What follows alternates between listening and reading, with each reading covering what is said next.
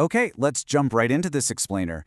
We're looking at a highly surreal piece of user-generated internet storytelling today. And honestly, the narrative escalation here knows absolutely no bounds.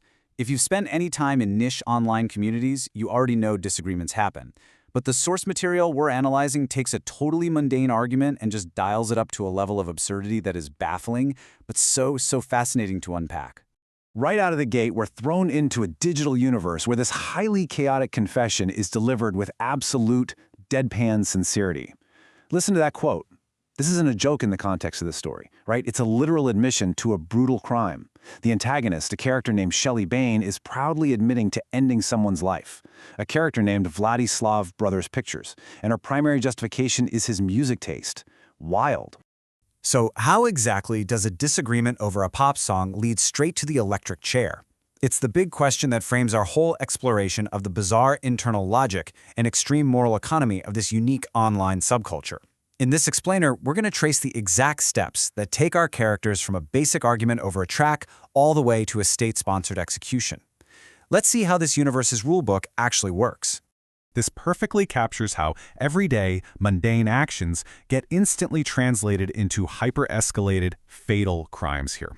In our normal reality, disliking a song just means you skip it. No big deal. But in the universe of our source text, merely liking the song, Brooklyn Blood Pop, is treated as an illegal, malicious act that warrants extreme physical dismemberment. The whole scale of right and wrong is completely broken, and that sets the stage for everything that follows. Section 1. The inciting musical incident. Opinion as a capital offense. Let's look at the exact catalyst for this whole digital tragedy. A character named Vlatty SlavBrothers Pictures simply wanted to listen to the song Brooklyn Blood Pop and visit a restaurant called Peter Piper Pizza. That is literally it. But Shelley justifies severe fictional violence purely based on musical categorization and strict internet rules stemming from this request. She is deeply offended that Vlatty considers the track to be a hyperpop song, so she labels him a fan brat, and miraculously, in the logic of this world, being a fan of something constitutes a literal illegal act known as opinion bashing. Because he won't stop asking to go to Peter Piper Pizza and listen to the track, she determines that lethal force is the only logical response. Section 2. Arrest and bizarre charges. The swift hand of fictional justice. Following a tip-off to the authorities by a character named Trenton, who basically pretended to agree with Shelley but secretly called the cops, an arrest occurs that completely shatters any traditional sense of proportionality. The sheer absurdity of these official charges really highlights the narrative's total lack of scale. Shelley is charged with murder and assault right next to taking an innocent user way too extreme.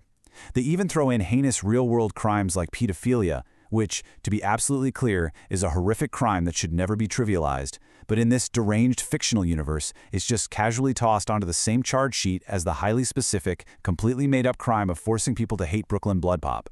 In this world, making a mean video about someone carries the exact same legal weight as first-degree murder. Section 3. A surreal courtroom trial, where internet drama meets the law. Okay, inside the courtroom, the victim takes the stand against his attackers. And yes, he was murdered, but he miraculously survived because he was revived by a rapper named Offline Logic just in time to testify. He got better. The judge then issues this utterly bizarre ultimatum. The perpetrators, Shelley and her 3 accomplices, have to collectively pay $12,000 in medical bills. That's exactly $3,000 each. And if they fail to come up with this specific amount of money, the alternative isn't simply prison. The alternative is immediately facing the electric chair. A $3,000 debt is quite literally all that stands between these characters and capital punishment. Section 4. Total family disownment. The severe social consequences. See, the legal system isn't the only thing here operating on an absolute black and white morality scale. While Shelley is sitting in a cell unable to pay her fine, she gets some visitors. Her parents arrive at the prison, but definitely not to offer support. They are there to aggressively and permanently disown her. There is absolutely zero parental sympathy. They are completely united with the court system in viewing her actions as unforgivable. And notice how her parents equate extreme physical violence with the act of making destruction videos.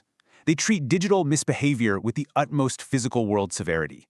Like, yes, they're furious she assaulted someone, but they give equal, if not more furious weight to the fact that she was opinion-bashing Brooklyn Blood Pop fans. They literally hand her formal disowning papers and announce they're kicking her out of the family forever. So now she is utterly isolated facing her looming deadline. Section 5. The final execution. Escalation reaches its climax. Trapped in jail, Shelley and her gang fail to secure the funds. And here, the universe's strange temporal logic abruptly jumps forward.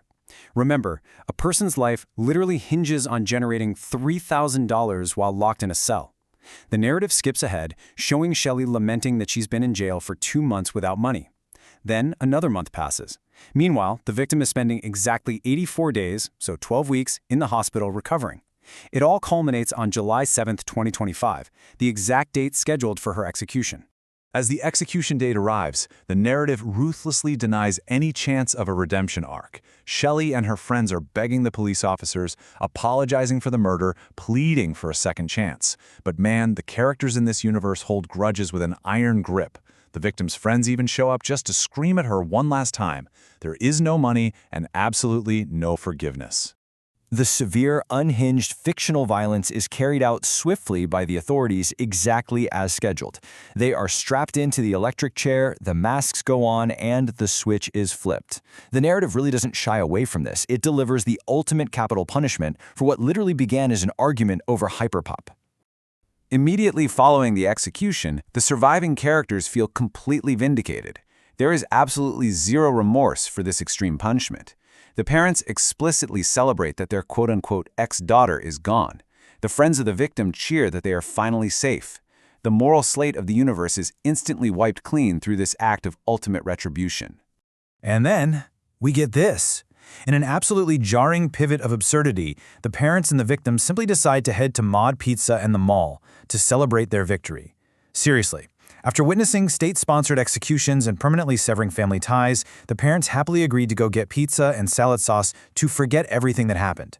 The victim, fresh out of his 12-week hospital stay for being dismembered, joyfully announces he's driving to Mod Pizza and then hitting the mall to buy new clothes.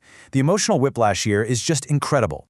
So, what does this limitless escalation tell us about the chaotic nature of unchecked digital storytelling? Well, it leaves us with a truly memorable thought. When online subcultures create their own isolated moral universes, even a simple disagreement over a pop song can logically end at the electric chair. We've seen how internet grievances, like making destruction videos or opinion bashing, are suddenly assigned real-world life-or-death stakes. It's a fascinating look at how raw and unfiltered user-generated narratives can become when there are absolutely no boundaries on escalation. Thanks so much for joining me on this explainer today. It's been a wild ride unpacking this specific corner of digital storytelling.